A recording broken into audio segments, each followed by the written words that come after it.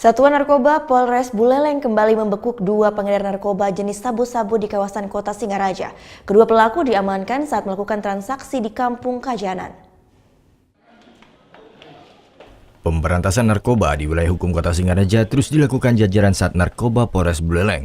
Kedua pelaku yakni Agus Saiful alias Agus Cetu dan Muhammad Hasan alias Hasan harus berurusan dengan polisi lantaran keduanya ditangkap saat melakukan transaksi narkoba di Jalan Gajah Mada Singaraja pada Jumat pekan lalu.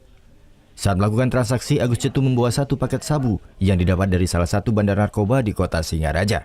Barang haram ini hendak dijual kepada Muhammad Hasan senilai Rp300.000 setiap paketnya.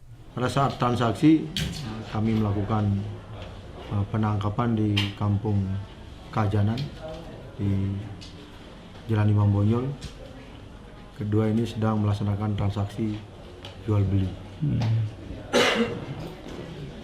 Setelah kami lakukan penggeledahan, kami menemukan diduga berupa sabu yang beratnya kurang lebih 0,227 gram. Karena paket hemat dengan nilai uang Rp300.000. Sampai saat ini kami masih mengejar sumber dari barang itu, yang mudah-mudahan minggu ini bisa melakukan penangkapan terhadap yang bandar daripada barang yang kami jadikan barang bukti ini.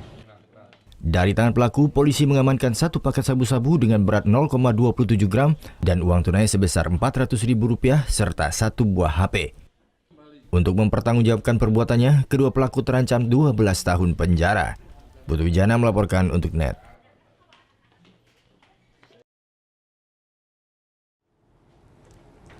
Thank you. Udah selesai nonton beritanya? Jangan pergi dulu dong.